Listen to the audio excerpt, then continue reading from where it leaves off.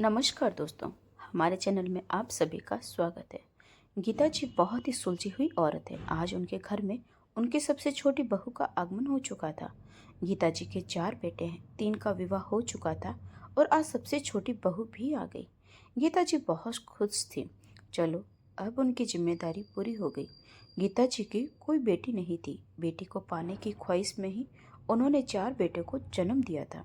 लेकिन अब उन्हें पता चल चुका था कि शायद उनके भाग्य में बेटी है ही नहीं और उन्हें बुढ़ापे में बहू के रूप में ही बेटियों का सुख प्राप्त होगा। गीता जी अपनी बहू को अपनी बेटियों की तरह ही प्यार करती थी और उनका बहुत ख्याल रखती थी।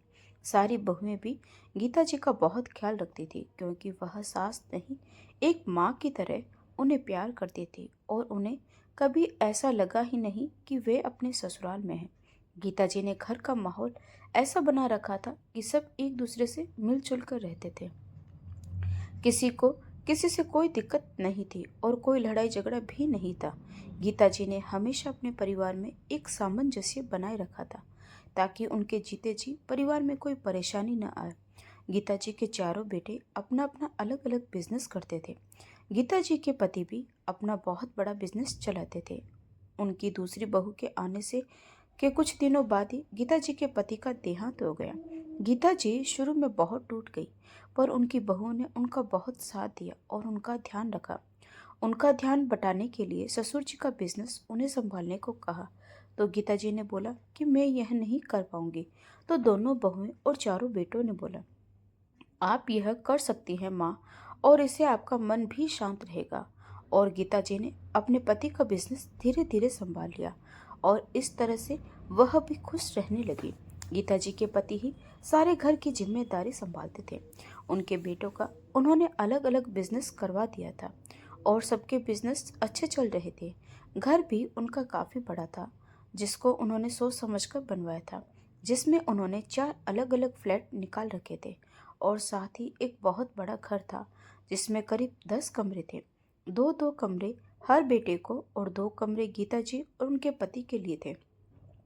यह सब एक ही बाउंड्री में था। गीता जी और उनके पति ने काफी सोच समझकर इस तरह का घर बनवाया था ताकि उनके बाद उनके बेटों में कोई लड़ाई झगड़ा न हो और वह आसपास ही साथ साथ रहे।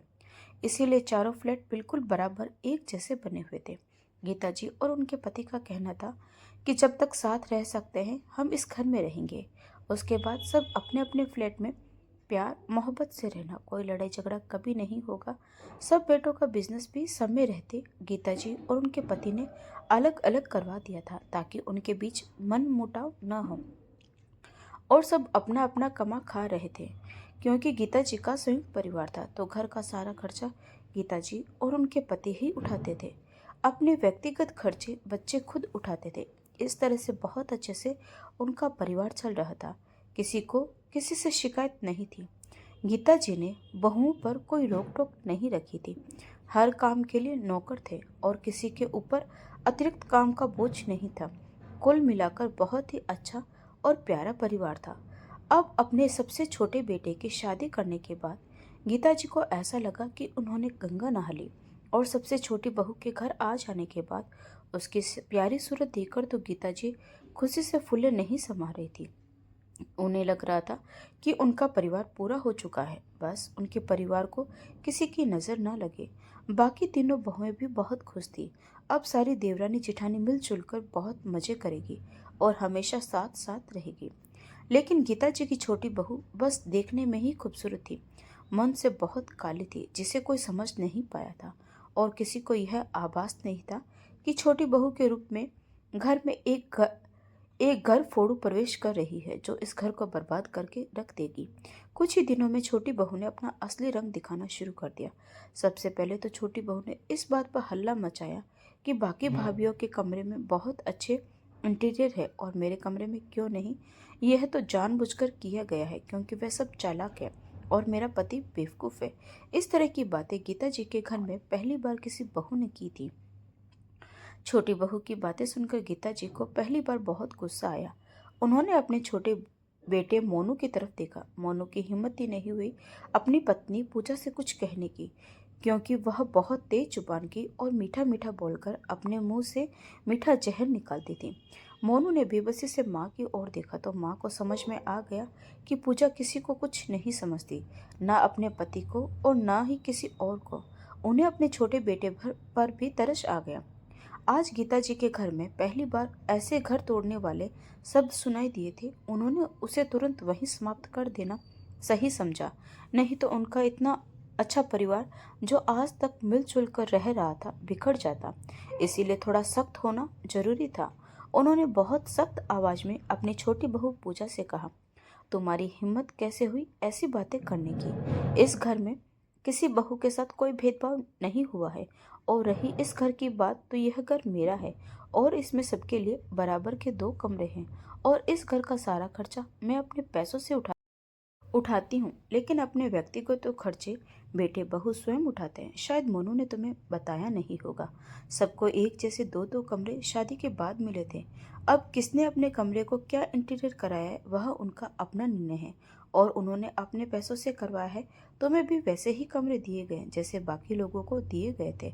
अब तुम इसमें जो भी करवाना चाहो करवा सकती हो, लेकिन इसके लिए बाकी बहुओं को ताना मारने की जरूरत नहीं है। लेकिन गीता जी की जितना सोच रही थी, छोटी बहू उतनी शैतान नहीं थी, बल्कि उससे कहीं ज्यादा थी। उसने बोला, क्या मैंने देखा था कि बाकी जेठानियों ने अपने पैसों से इंटीरियर कराया है? वैसे वैसे भी जो बहू पहले आती है वह ससुराल का अधिक से अधिक पैसा हड़प लेती है। मैं नहीं मानती कि उन्होंने अपने पैसों से करवाया होगा, बल्कि उसके पैसे आपने दिए होंगे। तो मुझे भी मेरे रूम में इंटीरियर चाहिए और मैं अपने पैसे नहीं खर्च करने वाली। आपको उसके पैसे देने पड़ेंगे और मैं कुछ नहीं सुनना चाहती हूँ। ऐसा कहकर वह अपने रूम में चली गई। आज पहली बार गीता जी ने इस तरह के लहजे में किसी बहू ने बात की थी। गीता जी के बाकी बेटे और बहू को बहुत जोर का गुस्सा आ रहा था और मोनू चुपचाप भूत बनकर खड़ा रहा। बड़े भाई ने मोनू को बहुत लताड़ा कि तेरी बीवी की हिम्मत कैसे हुई माँ से ऐसे बात करने की? तूने इस घर के नियम कायदे उसे बताए नहीं। माँ ने कभी किसी बहू के ऊपर कोई बंदिशें नहीं लगाई, लेकिन इसका मतलब यह नहीं कि कोई भी बहू माँ को कुछ भी उल्टी सीधी बातें सुना देगी। उनमें से मंझली बहू छोटी बहू के रूम में घुस गई, उसे अच्छे से खरी खोटी सुनाने लगी। तुम्हारी औकात नहीं है मम्मी जी को कुछ भी बोलने की। तुम्हें पता भी क्या है मम्मी जी के बारे में? कल तो तुम आई हो और आज तुम इस घर पर अपना हुक्म चलाने लगी। खबरदार, जो आंदा मम्मी जी से इस लहजे में बात की। हाँ, हमारे रूम में अच्छा इंटीरियर है जो हमने खुद अपने हिसाब से और अपने पैसों से करवाया है। तुम भी करवा लो, तुम्हें किसी ने रोका है क्या? लेकिन छोटी बहू पूजा तो कुछ ज्यादा ही बदतमीज थी। उसने धक्का देकर मंजली बहू को अपने रूम से निकाल दिया और बोला, तुम्हारी हिम्मत कैसे हुई मेरे रूम में मुझसे बिना पूछे अंदर आने की? आइंदा ऐसी गलती मत करना। यह मेरा रूम है और यहाँ मेरी इजाजत के बिना कोई भी अंदर नहीं आ सकता। यह देखकर तो गीता जी के तन बदन में आग लग गई कि अपनी जेठानी के साथ छोटी बहू ऐसा कैसे कर सकती है और इतनी अभद्र भाषा का प्रयोग कोई कैसे कर सकता है? यह कैसी लड़की इस घर की छोटी बहू बन गई है? अब तो इस घर की बर्बादी निश्चित है। और गीता जी उदास होकर अपने कमरे में चली गई। मंजली बहू के साथ ऐसा व्यवहार करने पर मंजली बहू की आंखों में आंसू आ गए। बड़ी बहू और तीसरे नंबर की बहू तुरंत मंजली बहू के पास गई और उसे संभाल लिया। साथ ही पूजा को बोला, खबरदार, जो आइंदा कभी यह किया तुम्हारा हाथ तोड़कर तुम्हारे ही मुंह में दे देंगे। तुमने समझ क्या रखा है हमें? औकात नहीं है तुम्हारी हमारे मुंह लगने की। हम तीनों बहनों की तरह रहते हैं और हमारे बीच में तुम आ गई। आज से तुम्हें जो करना है करो, ना हमसे बात करने की जरूरत है, ना कोई मतलब रखने की जरूरत। और हाँ, आइंदा ऐसी गलती भूलकर भी मत करना, नहीं तो अंजाम भुगतने को तैयार रहना। कुछ दिनों के बाद छोटी बहू ने दोबारा ड्रामे करने शुरू कर दिए कि मेरे रूम का इंटीरियर मम्मी जी को ही करवाना पड़ेगा। मैं अपना 1 रुपया भी खर्च नहीं करने वाली, क्योंकि मैंने नहीं देखा कि आप लोगों के रूम का इंटीरियर किसने करवाया है।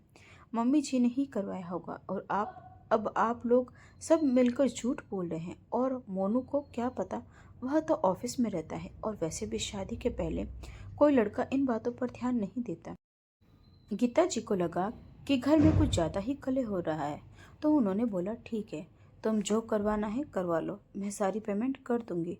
उन्होंने लड़ाई झगड़े से बचने के लिए ऐसा बोला, लेकिन गीता जी का स्वभाव शुरू से ही ऐसा था कि उन्होंने कभी भी अपने बेटों में कोई भेदभाव नहीं किया था। इसीलिए अब मोनू के रूम में इंटीरियर का पैसा देना उन्हें सही नहीं लग रहा था, क्योंकि बाकी बहुओं ने अपने रूम का इंटीरियर अपने पैसों से ही करवाया था। इसीलिए गीता जी ने बाकी 3 बहुओं को अपने रूम में बुलाया और बोला, छोटी बहू का स्वभाव तुम लोगों से बिल्कुल अलग है और उसे समझना मेरे बस की बात नहीं, लेकिन मैं अपने चारों बहुओं को कोई भेदभाव नहीं रखना चाहती। इसीलिए उसके रूम में इंटीरियर में जितना भी पैसा लगेगा उतना पैसा मैं तुम लोगों को भी दे दूंगी।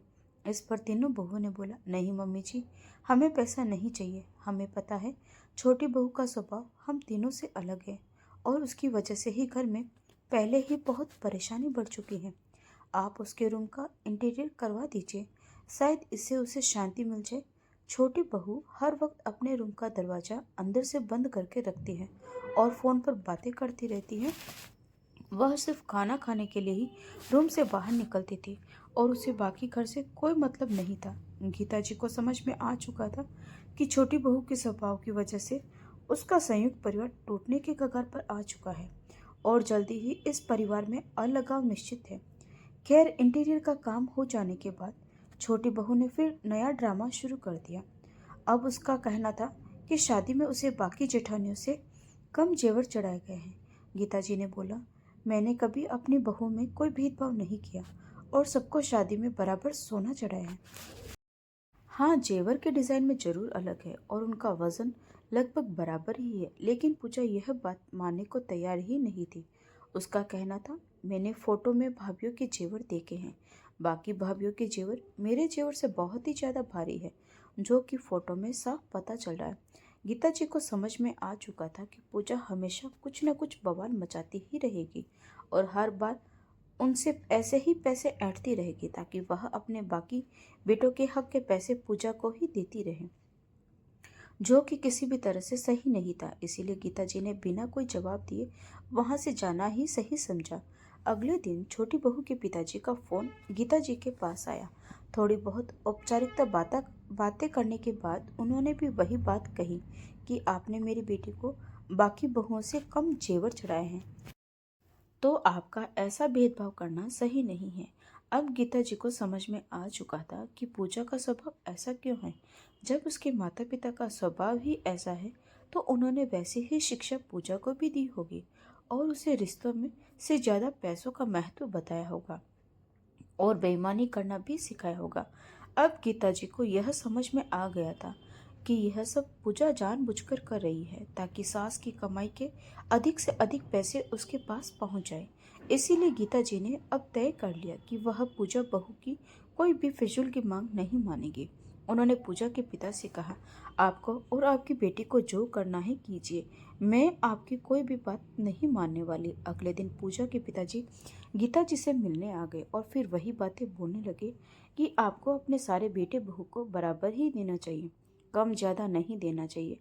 मेरी बेटी इस घर की सबसे छोटी बहू है और इसके पहले की बहू को आपने क्या क्या दिया क्या नहीं दिया यह तो हम नहीं जानते, लेकिन वह बोल रही है कि उनके जेवर इससे भारी है, तो सच ही बोल रही होगी ना। तो आप उसको भी उसके हिस्से का सोना दे दीजिए। यह अच्छी बात नहीं होती अपनी बहुओं में भेदभाव करने की। गीता जी ने बोला, मैं अब आपकी बेटी को कुछ नहीं देने वाली। उसका पति कमाता है, उसकी जो इच्छा है वह अपने पति से पूरी करवा सकती है, कोई रोक टोक नहीं है। मोनू ने पूजा के पिता को सफाई देनी चाहिए तो पूजा मोनू से तुरंत ही लड़ने लगी और उसे बुरा भला कहने लगी। मोनू फिर चुपचाप ही रहना पड़ा क्योंकि पूजा इतनी बदतमीज लड़की थी कि उसके आगे कोई भी जुबान खोले तो वह उसे कुछ भी बोल देती थी, चाहे वह उसका पति हो या उसकी सास। और अपने बेटे की मजबूरी गीता जी बहुत अच्छे से समझती थी। उन्हें पता था कि उनका बेटा एक बुरी लड़की की जाल में फंस चुका है और यह उनकी गलती है, लेकिन वह भी क्या कर सकती थी। कोई किसी का चेहरा और आवाज़ ही देख सुन सकता है, उसका काला दिल तो नहीं देख सकता। लेकिन गीता जी ने सोच लिया था कि अब वह उसकी नाजायज मांगों के लिए आगे नहीं झुकेगी। पूजा के पिताजी ने बोला, यह आपका यदि आपका यह कहना है कि आपने सब बेटों को बराबर सोना दिया है, तो फिर आप अपनी बाकी बहुओं के जेवर और मेरी बेटी के जेवर तुलवा कर देख लीजिए। तो गीता जी ने बोला, बिल्कुल नहीं, मैं आपको कोई सफाई क्यों दूं कि मैंने बराबर दिया है या नहीं। मेरा दिल जानता है कि मैंने बराबर सोना दिया है और इसके लिए मैं किसी को कोई सफाई देने वाली नहीं हूँ। और ना ही मेरी कोई बहू अपना कोई जेवर निकालेगी। मेरे लिए मेरे चारों बेटे बहू बराबर है और बराबर रहेंगे। जिसे मानना है मानो, जिसे नहीं मानना मत मानो। मैं किसी को कोई सफाई देने के लिए बाध्य नहीं हूँ, लेकिन फिर भी एक बार मैं वह फोटो जरूर देखना चाहूंगी जिसे देखकर आप और आपकी बेटी यह बवाल मचा रहे हैं। जरा मैं भी तो देखूं। पूजा के पिताजी ने अपने मोबाइल से पूजा की शादी के वक्त उसकी बड़ी जेठानी ने जो जेवर पहना हुआ था वह दिखा दिया कि काफी बड़ा हार था और काफी भारी कंगन थे। पूजा की सास उसे देखकर मुस्कुराने लगी और बोली, यह जिस जेवर को देखकर आपकी बेटी ने मेरे ऊपर इल्जाम लगाया है, वह जेवर मेरी बहू के माता पिता ने उसकी शादी पर दिया था, जो कि मेरे दिए गए जेवर से 2 गुना वजन के हैं और उसके माता पिता ने ही उसे दिया है। तो इस हिसाब से तो आपका पूजा को जेवर देने चाहिए ताकि आपकी बराबरी की ख्वाहिश पूरी हो जाए, क्योंकि उसे तो उसके मायके से इतने भारी जेवर मिले ही नहीं जितने कि मेरे बाकी बहुओं को मिले हैं। ऐसा मैं नहीं बोल रही हूँ, ऐसा आपकी बेटी और आप खुद बोल रहे हैं। और अब हमें आपको और आपकी बेटी को कोई सफाई नहीं देनी। आपकी बेटी मेरे घर में पूरी तरह से आज़ाद है। वह चाहे तो रह सकती है, हमें उससे कोई दिक्कत नहीं, लेकिन अब वह अपनी फिजूल की मांगे हमारे आगे नहीं रखेगी। हम उसकी कोई नाजायज़ मांग पूरी नहीं करने वाले, क्योंकि ऐसा करना मेरे बाकी बेटे बहुओं के साथ नाइंसाफी होगी। मेरी संपत्ति पर मेरे चारों बेटों का बराबर हक है। मैं किसी एक बेटे और बहू को बार बार उस संपत्ति में से बड़ा हिस्सा देकर अपने और बेटों तथा बहुओं के साथ गलत नहीं करना चाहती, और ना ही मेरी संपत्ति का अभी कोई बंटवारा हो रहा है। यह सब मेरे जाने के बाद ही होगा, जिसका इंतजाम मैं जाने से पहले कर जाऊंगी। आपकी बेटी की वजह से मेरा इतना प्यारा परिवार बिखरने की कगार पर आ गया है। इसीलिए अब मैं कुछ सख्त फैसला लेने जा रही हूँ। आपकी बेटी और दामाद अब मेरे इस घर में नहीं रह सकते। हाँ, मुझे मेरे छोटे बेटे मोनू से बहुत प्यार है और मैं उसकी मजबूरी समझती हूँ, पर मैं अपने एक बेटे के प्यार में अंधी होकर बाकी बेटों पर अत्याचार होते नहीं देख सकती। आपकी बेटी बहुत ही बदतमीज और मुंह फट किस्म की लड़की है, जो कभी भी छोटे बड़े का लिहाज तक नहीं करती। अब मेरा यह फैसला है कि आपकी बेटी मेरे घर में नहीं रहेगी, बल्कि अपने फ्लैट में जाकर रहे या जहाँ उसे जाना है वहाँ जाकर रहे। लेकिन मेरे घर में अब उसके लिए कोई जगह नहीं है। इस पर पूजा ने चिल्लाकर कहा, अरे ऐसे कैसे? बाकी बहू आपके घर में ऐशो आराम से रहे, आपके खर्चों पर पले, और मैं और मेरा पति अपने फ्लैट पर रहें ताकि अपना खर्चा भी हम खुद चलाएं और फ्लैट का किराया भी हाथ से चला जाए। यह क्या बात हुई? मैं भी यहीं रहूंगी जैसे बाकी बेटे बहू रहते हैं। मैं अपने पैसे फालतू में खर्च क्यों करूं और अपने घर का किराया फालतू में क्यों जाने दूं? इस पर गीताजी ने कहा, बाकी बेटे बहू अपने दायरे में हैं और छोटे बड़े का लिहाज करते हैं, मिलजुल कर आपस में प्यार मोहब्बत से रहते हैं, ना कि खुद को इस घर का मालिक समझकर। क्योंकि इस घर की मालकिन मैं हूँ और जब तक मैं जिंदा हूँ मैं ही रहूंगी। यह घर मेरा है और इस घर की मालकिन मैं हूँ, तो यहाँ वही होगा जो मैं चाहूंगी। तुम हो कौन जो खुद को इस घर की मालकिन समझ रही हो और यहाँ के फैसले ले रही हो? बहुत दिनों से मैंने तुम्हारी बदतमीजी बर्दाश्त कर ली, यह सोचकर कि शायद तुम सुधर जाओ। लेकिन मुझे पता है कि कुत्ते की धुन कभी सीधी नहीं होती, तो तुम कभी सुधरने वाली नहीं हो। अपना बोरे बिस्तर समेटो और मेरे घर से निकलो। यह घर मेरा घर है, मेरे पैसों से बना है और मेरे पैसों से चलता है, और मैं किसी के ऊपर आश्रित नहीं हूँ। अपना बिजनेस खुद चलाती हूँ और मेरे घर में वही रहेगा जिसे मैं चाहती हूँ। जिसे मैं नहीं रखना चाहती वह मेरे घर में नहीं रह सकता। समझ में आई मेरी बात? तो तुरंत मेरे घर से निकलो। इस घर पर पूजा और उसके पिता ने हेकड़े दिखाने की कोशिश की और बोले, अभी अभी मेरी नई शादी हुई है और मैं इस घर में आई हूँ। मैं चाहूँ तो आपके झूठे केस में भी फंसा सकती हूँ, और आपने मेरे ऊपर अत्याचार किया है। गीताजी ने बोला, तुम्हारी पहली बदतमीजी देखकर ही मैं समझ चुकी थी कि तुम आगे कहाँ कहाँ दिमाग चला सकती हो। लेकिन उसी वक्त मैंने तुमसे छिपाकर सारे घर में सीसीटीवी कैमरे लगवा दिए थे, तो तुम्हारी एक एक हरकत उस कैमरे में रिकॉर्ड है, और तुम्हारे साथ इस घर में कितने अत्याचार हुए यह भी उसमें रिकॉर्ड है। तो जिसे जो बोलना है बोलने दो और जो करना है कर लो। हम सीधे हैं इसका मतलब यह नहीं कि तुम कुछ भी बोलोगी और हम उसे मान लेंगे। हम अपने हक के लिए लड़ना जानते हैं।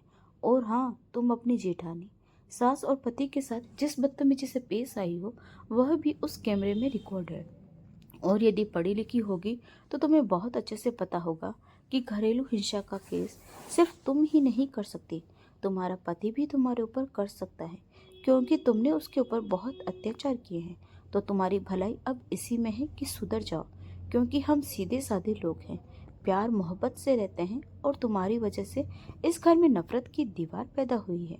अपने हक के लिए तो कोई भी लड़ेगा, फिर हम पीछे कैसे रह सकते हैं? और यदि तुम चाहती हो, हम इसके लिए भी तैयार हैं। और तुम्हारी सारी हेकड़ी हमने न निकाल दी तो देख लेना। पूजा और उसके पिता के पास गीता जी की बातों का कोई जवाब नहीं था।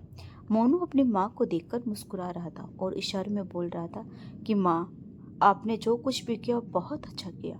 इन लोगों को इसी जवाब की जरूरत थी। गीता जी ने पूजा से बोला, तुम्हें 2 घंटे का समय देती हूँ, मेरा घर खाली करो, जहाँ जाना है जाओ, लेकिन इस घर में अब तुम नहीं रहोगी। 2 घंटे के बाद मुझे तुम इस घर में दिखनी नहीं चाहिए, नहीं तो पुलिस बुलवाकर तुम्हें धक्के देकर बाहर निकलवाना पड़ेगा। अभी तक तो बहुत तुम्हारी हेकड़ी देख ली, अब तुम मेरी हेकड़ी देखना कि मैं क्या कर सकती हूँ। यह कहकर गीता जी अपने रूम से चली गई। आज पूजा और उसके पिताजी का दाव उन्हीं के ऊपर पलट गया था। उन्होंने सोचा था कि डराकर धमकाकर वह गीता जी से अधिक पैसे निकलवा लेंगे, लेकिन यहाँ तो गीता जी ने उसे घर से ही निकाल दिया। मोनू का फ्लैट किराए पर लगा हुआ था, जो तुरंत खाली नहीं हो सकता था। मजबूरी में पूजा और मोनू को एक किराए के घर में शिफ्ट होना पड़ा। कहा तो पूजा ने गीता जी से अधिक पैसे ऐंठने की सोची थी, और कहाँ उसे किराए के घर में जाना पड़ा। उस घर में तो वह ऐश की जिंदगी जी रही थी। यह काम के लिए नौकर चाकर थे, दिन भर ऐसी रूम में पड़ी रहती थी। घर खर्च के नाम पर भी कोई खर्चा नहीं था। अब तो घर का किराया भी दो, अपना खर्चा भी खुद चलाओ। अब ऊंट पहाड़ के नीचे आ चुका था। तो दोस्तों, गीता जी के इस फैसले के प्रति आपकी क्या राय है? अपनी राय कमेंट बॉक्स में जरूर दें। क्या गीता जी ने सही किया? कमेंट करके जरूर बताएं। और अगर कहानी अच्छी लगी हो तो प्लीज़ वीडियो को लाइक, शेयर और सब्सक्राइब जरूर करें। तो मिलते हैं एक और नई कहानी